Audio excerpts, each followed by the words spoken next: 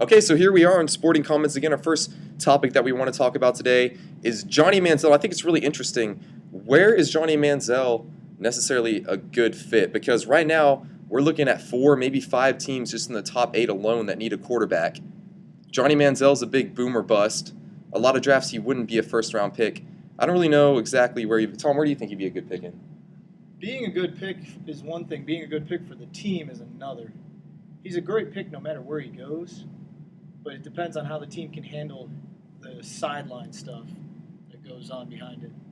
Okay, so where do you see him being the best fit? Me personally, if I sit back and look at this, I think the Cleveland Browns are probably the best fit for Johnny Manziel. I know a lot of people, it's not a very popular team. A lot of people think that he'd do well with the Texans, but I think the Browns with Jordan Cameron, they've got Josh Gordon.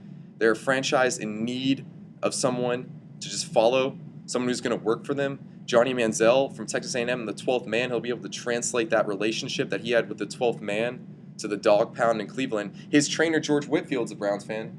So I think that Cleveland just overall is an outstanding fit for Johnny.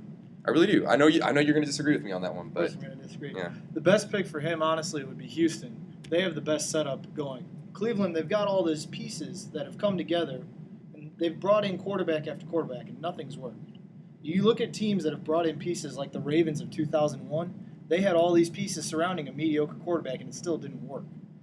You can't have continuous first-round quarterback picks and have them not work. It's simply not that. Oh, okay, but you're basing this on the fact that there's a lot of different, or you're basing this on the fact that the success of the other quarterbacks are going to determine the success of someone who's completely different. I mean, this is just statistics 101 we're talking about. I don't understand what the issue is. I mean, just because Tim Couch or whatever his name was, I don't even care anymore. Just because he sucked doesn't mean Johnny Manziel is going to suck. No, it's not completely different. It's a completely different team every year. New coaching staff, new GM. Sucking and the team not winning are two different things. Cleveland, they want to win, and they've been trying to win for 10 years now, or plus now. So if he doesn't work out and they don't start winning right away, how long are the fans going to wait and possibly deal with his antics that happen off the field?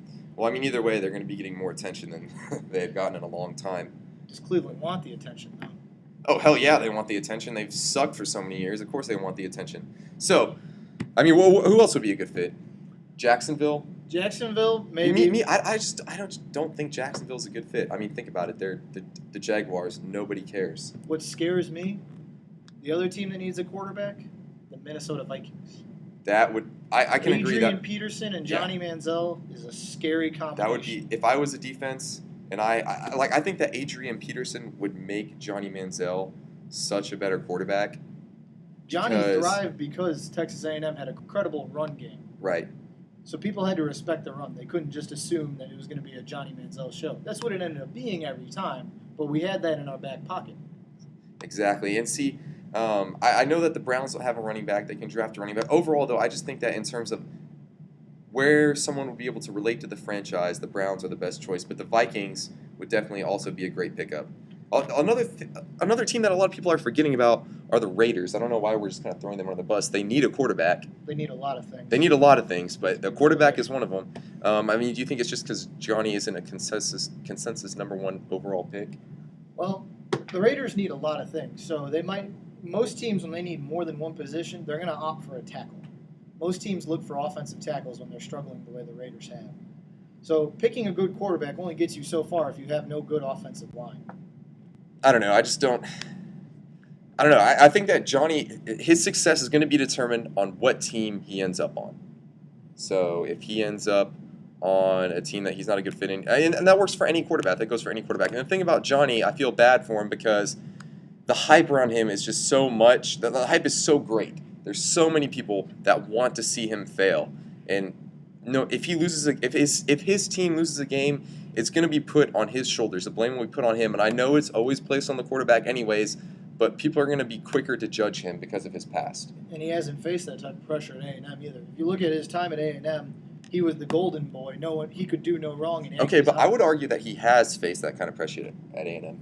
Because think about, he just tweets something out, and all of a sudden he's got the ESPN reporting on it. I mean, there was a time over the summer where Johnny Manziel was the only person being talked about on SportsCenter. That is very true, but that's different than talking about his performance. You can talk about someone's off-field antics all you want, but their performance on the field is what sets the tone for their whole popularity, Yeah. so to speak. Their legacy. There we go. He definitely is, I think, one of the most polarizing figures that we've seen in a very long time, and even more so than Tim Tebow. But Tim Tebow was polarizing in a different way because he wasn't necessarily going out and getting in legal trouble or doing things that people frown upon. He was just outspoken in his Christianity, which rubbed some people the wrong way, but not the people that are outspoken in the sporting world. Yeah, that's true. I don't know. I from what I've seen from Johnny Manziel, his interview after his pro day, and just his performance in general, I don't understand why people think that he would be a bad quarterback in the NFL. I don't understand it. I don't care. He's taller than Russell Wilson. Okay, he's faster than Russell Wilson. I think he's got a better arm than Russell Wilson. You put him on a team like the Seahawks, and I don't see how he's not going to be successful.